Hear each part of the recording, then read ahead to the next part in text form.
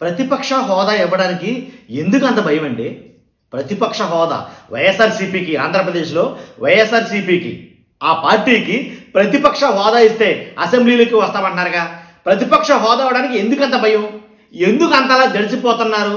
ప్రతిపక్ష హోదా ఇస్తే ఆ 11 మందికి మీరు సమాధానం చెప్పలేరా? ప్రతిపక్ష హోదా ఇస్తే ఆ 11 మందిని ఎదుర్కోలేమని భయమా? ఎందుకని ప్రతిపక్ష హోదా ఇవ్వలేకపోతున్నారు? అసలు అసెంబ్లీలో ప్రతిపక్ష హోదా ఉండకూడదని ఎందుకు అనుకుంటున్నారు? అసెంబ్లీకి సోషల్ మీడియాలో మిమ్మల్ని ప్రశ్నించకూడదు, అసెంబ్లీలో ప్రశ్నించకూడదు, ప్రతిపక్షం ఉండకూడదు, ఇదే మీ ఆలోచన? నిజమండి, వైఎస్ఆర్సీపీ వాళ్ళు గట్టిగా సంధిస్తున్న ప్రశ్నలు ఇవి. కాబట్టి ఎలా పరిపాలన చేసేవారిని ఏమంటారు? విధ్వంసకారులని అనరా అని ప్రశ్నిస్తున్నారు. కాబట్టి ప్రశ్నిస్తామని భయమా? ప్రజాస్వామ్యంలో ప్రశ్నిస్తామని భయమా మీకు? 4 పార్టీలు ఆంధ్రప్రదేశ్లో ఉన్నాయి. 4 పార్టీల్లో 3 పార్టీలు కూటమిలో అధికారంతో పాటు పొత్తులో ఉన్నాయి. మిగిలిన ఒకే ఒక పార్టీ వైసీపీ పార్టీ. ఆ వైసీపీ పార్టీకి ఎందుకని అసెంబ్లీలో ప్రతిపక్ష హోదా ఇవ్వడానికి భయపడిపోతున్నారు? కాబట్టి ఒకవేళ ప్రతిపక్ష హోదా ఇస్తే కనుక జగన్మోహన్ రెడ్డి గారిని ఎదుర్కోవడం కష్టమా? లేకపోతే 11 మందిని వాళ్ళ ప్రశ్నల నుంచి తప్పించుకోవడం కష్టమా? లేకపోతే ఆ తప్పులు బయట పెడతారేమో అని భయమా? ఎందుకని? కాబట్టి ప్రతిపక్ష హోదా ఇచ్చి చూస్తే ఎలా ఉంటుంది? ఓకే, ప్రతిపక్ష హోదాకి కావాల్సినంత మెజారిటీ లేదు, ప్రజలు ఇవ్వలేదు, అది మీరు చెప్పే మాటే. కానీ ఇవ్వచ్చు కదా. చట్టాలు మార్పు చేసిన సందర్భం లేదా? మనకు అనుకూలంగా మార్చుకున్న సందర్భాలు లేవా? కాబట్టి ఇచ్చి చూస్తే ఎలా ఉంటుందో అసలు అసెంబ్లీలో ప్రతిపక్షం అనేది లేకుండా అసెంబ్లీని రన్ చేయడం అంటే హీరో లేకుండా సినిమా ఉన్నట్టే. దాంట్లో ఎలాంటి డౌట్ లేదు సార్. కాబట్టి 100% ఒకవేళ ప్రతిపక్ష హోదా ఇచ్చి చూస్తే కనుక అసెంబ్లీలో ప్రశ్నోత్తరాలు ఎలా ఉంటాయో, సమస్యల పట్ల ఎలా స్పందిస్తారో ఏంటో ఇచ్చి చూడాలి కదా. చాలా మంది ప్రజలు ప్రతిపక్ష హోదా ఇస్తే భయం ఏంటి, ప్రతిపక్ష హోదా ఇస్తే వచ్చే నష్టం ఏంటి అని చాలా మంది మాట్లాడుకుంటున్నారు కదా. వాళ్ళ మాటకు కూడా సమాధానంగా ఉంటుంది కదా. కాబట్టి ఎందుకని ఇవ్వటం లేదు? రైతుల తరపున మాట్లాడతారనా? ఏదైతే రైతు భరోసా ఇవ్వలేదో మనం ఇచ్చిన హామీల్లో ఎన్నికల హామీల్లో అమల్లో భాగంగా రైతుల గురించి మాట్లాడతారేమో అసెంబ్లీలో ప్రతిపక్ష హోదా ఇవ్వటం లేదా? మిర్చి రైతులు మన జరిగిన సంఘటన, వాళ్ళకి ఖచ్చితంగా గిట్టుబాటు ధర కల్పించాలని అసెంబ్లీలో ఎలుగెత్తుతారని భయమా? లేకపోతే మహిళల తరపున మాట్లాడతారని భయమా? లేకపోతే నిరుద్యోగుల తరపున మాట్లాడతారని భయమా? లేదా పేద ప్రజల తరపున మాట్లాడతారని భయమా? లేదా విద్యార్థుల తరపున మాట్లాడతారని భయమా? ఎందుకని ప్రతిపక్ష హోదా ఇవ్వడం లేదు? ఇవ్వచ్చు కదా. ఇస్తే ఇచ్చిన తర్వాత వాళ్ళని ఎదుర్కోలేమని అభద్రతా భావం ఏమైనా ఉందా? ఒకళ్ళు ఇద్దరు కాదు కదండి, 150 మంది భయమే ఉంది. 11 మంది కదా, జస్ట్ 11. కాబట్టి రైతుల తరపున మాట్లాడతారనుకుంటాకే భయం అయితే కనుక దాని సమాధానం మనం చెప్పలేమనే భయమా? ఒకవేళ మహిళల తరపున ఏదైతే రాష్ట్రంలో దారుణంగా మహిళల మీద ఏదైతే అకృత్యాలు అఘాయిత్యాలు జరుగుతున్నాయో వాటి గురించి వాళ్ళు ప్రశ్నిస్తారేమో ప్రతిపక్ష హోదా ఇస్తే. అందుగురించి ప్రతిపక్ష హోదా ఇవ్వకూడదని అనుకుంటున్నావా? లేదు, నిరుద్యోగుల తరపున ఏదైతే మనం నిరుద్యోగ భృతి ఇస్తామన్నామో ఆ నిరుద్యోగ భృతి ఇంకా ఇవ్వలేదు. ఒకవేళ ప్రతిపక్ష హోదా ఇస్తే కనుక ఆ నిరుద్యోగ భృతి గురించి ఎండగడతారేమో అని ప్రతిపక్ష హోదా ఇవ్వడానికి ఆలోచిస్తున్నామా? లేదు, పేద ప్రజల తరపున వాళ్ళకి ఇస్తానన్న సూపర్ 6 హామీల్లో భాగంగా సూపర్ 6 ఇంకా ఎందుకు అమలు చేయలేదు అని ప్రశ్నిస్తారని భయమా? లేదా విద్యార్థుల తరపున ఏదైతే ఫీజు రియంబర్స్మెంట్ ఇంకా ఇవ్వలేదు, కాబట్టి వాళ్ళకి ఇవ్వాల్సినటువంటి ఏదైతే పథకాలు ఉన్నాయో అమలు కాలేదు. కాబట్టి నిరుద్యోగులకి ఏదైతే నిరుద్యోగ భృతి ఇస్తామన్నామో నిరుద్యోగులకి నిరుద్యోగ భృతి ఇవ్వలేదు, కాబట్టి జాబ్ క్యాలెండర్ రిలీజ్ చేయలేదు, కానీ ఉద్యోగాలు ఇంకా ఇవ్వలేదు. కానీ వీటన్నిటి గురించి ప్రశ్నిస్తారని భయమా ఏంటి? అందువల్ల ఇవ్వట్లేదా అని వాళ్ళు మాత్రం ప్రశ్నిస్తున్నారండి వైఎస్ఆర్సీపీ వాళ్ళు. కాబట్టి మరి ముఖ్యంగా తాటిపర్తి చంద్రశేఖర్ ఎమ్మెల్యే ఎవరైతే ఉన్నారో ఆయన మాట్లాడిన మాటలుంటే కనుక నిజంగా ఒక రకంగా మాట్లాడుతున్నారు ఆయన. ఒకసారి ఆయన మాటలు కూడా విందాం. ఎలా అంటే ఒకవేళ ఇస్తే ఏమవుతుందండి? ఇస్తే నష్టం ఉంది చెప్పలేమా? 150 మంది చిల్లర ఉన్నారు, సమాధానం చెప్పలేరా? మనం చేసుంటే చేసామని చెప్తాం కదా. అది చేసాం, ఇదిగో మేము ఇది అమలు చేసాం, ల్యాండ్ యాక్ట్ టైటిల్ రద్దు చేస్తామన్నాం, రద్దు చేసాం, చెత్త పనులు తీసేసాం. ఇలా మీరు చేసిన పనులు వాళ్ళకి సమాధానం చెప్పలేరా? అయ్యో, ఒక్కసారి ఆయన ఏం మాట్లాడతారు ఏందాం.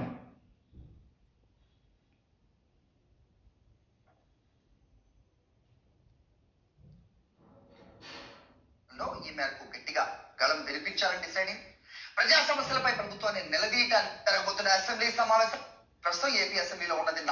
వైఎస్ఆర్ కాంగ్రెస్ పార్టీ ప్రజా సమస్య ఎస్ఆర్సీపీ అసెంబ్లీకి సంబంధించినటువంటి డిమాండ్ రెస్పాండ్ కూడా అయినట్టు మంచి పరిస్థితి. యాక్చువల్గా ఈరోజు గవర్నర్ గారి ప్రసంగం ఉందండి. మేము మా అధికార పక్షంలో ఉన్నాయి, సో మిగిలింది మా పార్టీ ఒకటే కాబట్టి భరించారు. ఏ ఒక్కరు అనే హక్కు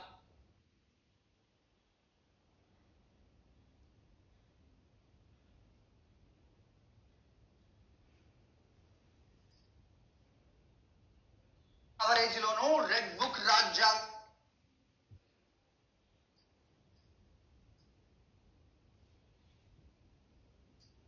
ప్రతిపక్ష హోదా అనేది వైఎస్ఆర్ కాంగ్రెస్ పార్టీకి ఇవ్వాలి. ఇది చాలా న్యాయబద్ధమైన చట్టబద్ధమైన కోరిక మేము డిమాండ్ చేస్తూ ఉన్నాము. ఈ రోజు గవర్నర్ గారు కూడా వస్తున్నారు కాబట్టి గవర్నర్ గారి దృష్టిలో కూడా ఈ విషయం పెట్టి ప్రతిపక్ష హోదా వైఎస్ఆర్ కాంగ్రెస్ పార్టీకి వచ్చేట్టుగా ప్రతిపక్ష నేతగా జగన్మోహన్ రెడ్డి గారిని గుర్తించేట్టుగా మేము డిమాండ్ చేయబోతూ ఉన్నాం. అంటే ప్రతిపక్ష హోదా లేకపోయినా సరే ఒక ఎమ్మెల్యేలు కూడా ఆ విధంగా డిమాండ్ చేయొచ్చు కదా అసెంబ్లీలో. ఎమ్మెల్యేలుగా చాలా తక్కువ సమయం ఇస్తారు. అదే ప్రతిపక్ష సమయం ఇవ్వరు. అధికార పక్ష నేతకి ఉన్న సమయం ప్రతిపక్ష నేతకు కూడా ఇవ్వాల్సి ఉంటుంది. కాబట్టి ఈ కూటమి వాళ్ళు ఆ అవకాశం ఇవ్వకుండా చేయడం కోసం, ప్రజల గొంతు నొక్కడం కోసం ప్రతిపక్ష నేత అయిన జగన్మోహన్ రెడ్డి గారి గొంతు నొక్కడానికి వీళ్ళు ట్రై చేస్తూ ఉన్నారు. కానీ వైఎస్ఆర్ కాంగ్రెస్ పార్టీ ఎప్పుడు కూడా ప్రజల తరపున పోరాడే పార్టీ. వీళ్ళు ఇలాంటి కుతంత్రాలు ఎన్ని చేసినా కూడా జగన్మోహన్ రెడ్డి గారు ప్రజల తరపున పోరాడే అవకాశాన్ని వీళ్ళు నాశనం చేయలేరు. మేము దీనికోసం ఎంతటి పోరాటంకైనా సిద్ధంగా ఉన్నామని తెలియజేస్తూ ఉన్నాను. ఈ రోజు బడ్జెట్ సమావేశాలు స్టార్ట్ అవబోతున్నాయి. ప్రధానంగా ఏ అంశాల గురించి ఈ రోజు సభ స్టార్ట్ అయిన తర్వాత మీరు డిమాండ్ చేయబోతున్నారు? ఖచ్చితంగా అండి, చాలా సమస్యలు. ప్రతిపక్ష హోదాపై వరదు కళ్యాణి గారు మాట్లాడిన మాట్లాడినవి ఒక్కసారి ఆయన ఎవరో తాటిపత్తి చంద్రశేఖర్ గారు కూడా మాట్లాడారు. ఆయన మాటలు ఒక్కసారి విన్నాం, ఆయన ఏం మాట్లాడారు అనేది.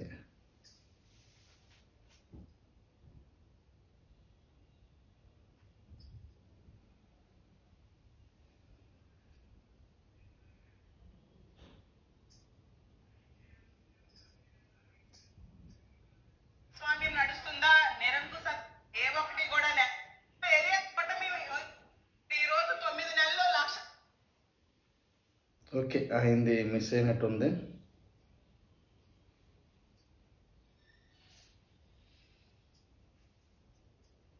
ఓకే, ఈరోజు రాష్ట్రంలో అనేక సమస్యలు తాండవిస్తున్నటువంటి పరిస్థితి కనపడుతుంది. తాటిపత్తి చంద్రశేఖర్ గారు మాట్లాడుతున్నారు. వదిలేసినటువంటి ప్రభుత్వం ప్రతిపక్ష హోదాని ఏ విధంగా ఎగ్గొట్టాలనేటటువంటి ప్రయత్నం తప్ప ప్రజల పక్షాన గొంతు వినిపించేటటువంటి ప్రతిపక్షాన్ని గుర్తించింది కారణం ఏంటి ఒకసారి గమనించండి. ఈ రాష్ట్రంలో జరుగుతున్నటువంటి అరాచకాలపై, ఈ రాష్ట్రంలో జరుగుతున్నటువంటి అఘాయిత్యాలపై, ఈ రాష్ట్రంలో జరుగుతున్నటువంటి దోపిడీపై గళమెత్తేటటువంటి ప్రతిపక్షం లేకపోతే విచ్చలవిడిగా వాళ్ళ దోపిడీని సాగించవచ్చు అనేటటువంటి ఒక కుబుద్ధితోటి కావాలని ప్రతిపక్ష హోదా ఇవ్వకుండా వారు ఎక్కొడుతున్నటువంటి పరిస్థితి. ఇవాళ గవర్నర్ గారి ప్రసంగంలో వారిని స్పందించవలసిందిగా కోరాం. ఇవాళ గవర్నర్ గారు స్పందించకపోవడానికి కారణం ఏంటి? ప్రతిపక్షము అంటే ప్రజాస్వామ్యంలో భాగస్వామి కాదా? ప్రతిపక్షం లేకుండా ప్రజాస్వామ్యానికి విలువ ఉంటుందా? ప్రజాస్వామ్యం యొక్క విలువే అధికార పక్షంతో పాటు ప్రతిపక్షం ఉండడం. అలాంటి ప్రతిపక్షం లేకుండా చేయడం అంటే ప్రజాస్వామ్యాన్ని కూనీ చేయడం తప్ప ఇంకోటి కానే కాదు అనేది మాత్రం స్పష్టంగా ప్రజలందరూ అర్థం చేసుకోవాలి. ఈ రోజు రాష్ట్రంలో జరుగుతున్నటువంటి మానభంగాలపై మాట్లాడేటటువంటి గొంతు అసెంబ్లీలో అవసరం లేదా? రైతుల పక్కన మాట్లాడాల్సినటువంటి గొంతు అసెంబ్లీలో అవసరం లేదా? రైతులకి గతంలో 20 క్వింటాళ్ళు ఎకరానికి వచ్చి 24,000 రూపాయలు కింటాకి మద్దతు ధర ఉన్న చోట దాదాపు సగం దిగుబడి వచ్చి సగం రేటుకు పడిపోయినా కూడా వారి వైపున మాట్లాడడానికి, అసెంబ్లీ సాక్షిగా మాట్లాడడానికి ప్రజాపక్షమైనటువంటి ప్రతిపక్షం ఉండాలా లేదా? మరి ఇంత సమయం కావాల్సి ఉంటే ఈ సమయాన్ని ఇవ్వకుండా కేవలం మీ యొక్క అధికార మదంతో ప్రతిపక్షం యొక్క గొంతుని తొక్కివేసే ప్రయత్నం చేస్తుంది. ఇది సమంజసమేనా? ఇది ధర్మమేనా? ఈ రాష్ట్రంలో అసలు ప్రజాస్వామ్యం ఉందా? ఈ ప్రజాస్వామ్యాన్ని కాపాడాల్సినటువంటి బాధ్యత గవర్నర్ గారికి లేదా? గవర్నర్ గారు కూడా ఆలోచించాలి, వారి బాధ్యతని గుర్తించాలి, ప్రతిపక్షం యొక్క పాత్రని గుర్తించాలి. ప్రతిపక్షం లేకపోతే ఈ రాష్ట్రంలో ప్రజాస్వామ్యం ఉండదు అనేది గవర్నర్ గారు కూడా గమనించాలి. గవర్నర్ గారికి ఆ పదవి రాలేదు. ప్రజల పక్షాన నిలబడటం కోసం మాత్రమే గవర్నర్ గారికి ఆ పదవి ఉంది. గవర్నర్ గారు కూడా దాన్ని గుర్తించాలి. మేము ఎంత పోరాటం చేసినా అసెంబ్లీ సాక్షిగా ప్రతి సమస్యను మాట్లాడేటప్పుడు ఉండేటటువంటి విలువ బయట మాట్లాడితే ఉండదు అనేది మీరు చెప్పేది నిజమైతే ఆ మాట్లాడాల్సినటువంటి వేదిక మీద మాకు తగినటువంటి సమయం ఇవ్వాలా లేదా మీరు కూడా ఆలోచించాలి. ఇదంతా కూడా ఒక దగాకోరు పరిపాలన సాగిస్తున్నటువంటి కూటమి ప్రభుత్వం యొక్క ఎత్తుగడ కావాలని ప్రతిపక్షం లేకుండా చేసేటటువంటి ప్రయత్నం తప్ప ఇంకొకటి కానే కాదు. విన్నాగా. కాబట్టి ప్రతిపక్ష హోదా ఇస్తే ఏదో వనగురిపోయింది ఏమి లేదండి. ఎలా అంటే అధికార పక్ష నాయకుడు ఒక ముఖ్యమంత్రి గారు ఎంతసేపు అయితే మాట్లాడతారో, లీడర్ ఆఫ్ ద హౌస్ ఎంతసేపు అయితే మాట్లాడతారో, opposition the leader of the house అంతసేపు మాట్లాడడానికి అవకాశం ఉంటుంది. అందువల్ల ప్రతిపక్ష హోదా ఇస్తే కనుక వాళ్ళకి టైం కేటాయించినట్టు ఉంటుంది. ప్రతిపక్ష హోదా లేకపోతే కనుక ఖచ్చితంగా మైకిల్ కట్ చేస్తారు, మాట్లాడడానికి సమయం ఎవరు. కాబట్టి వాళ్ళతో ఆడుకుంటూ సరిపోతుంది తప్ప ప్రతిపక్ష హోదా ఇస్తే కనుక ప్రజల పక్షాన ప్రజల చేత ఎన్నుకోబడిన ప్రజాప్రతినిధులు తమ గొంతు తమ వాణి వినిపించుకోవడానికి ఒక అవకాశం ఉంటుంది. ఇచ్చి చూస్తే పోలా ఏం మాట్లాడతారో. మన దగ్గర కంటెంట్ ఉంటే కనుక ఖచ్చితంగా వాళ్ళని ఒప్పించగలం కదా. మన దగ్గర సమాధానాలు ఉంటే కనుక వాళ్ళ నోటు ముయించగలం కదా. మరి ఎందుకని ఇవ్వటం లేదు? చూద్దాం ఏం జరుగుతుందో. ఖచ్చితంగా ఇస్తారా ఎవరా? ఈ 5 ఏళ్ల కాలం పాటు ప్రతిపక్ష హోదా లేకుండానే వాళ్ళు అసెంబ్లీని రన్ చేస్తారా ఏంటి అనేది మీ అభిప్రాయం ఖచ్చితంగా కామెంట్ రూపంలో తెలియజేయండి. మర్చిపోద్దు ఫస్ట్ అయితే ఒక లైక్ చేయండి. చాలా మందికి ఇన్ఫర్మేషన్ తెలియాలి కాబట్టి మీరు లైక్ చేయండి. ఇది మీ బాధ్యత. ఇంకోటి ఏంటంటే కొత్తగా మన ఛానల్ ఎవరైనా చూస్తే పక్కగా సబ్స్క్రైబ్ చేయండి. మీ అమూల్యమైన అభిప్రాయం కోసం నేను వెయిట్ చేస్తూ ఉంటాను. Thank you very much.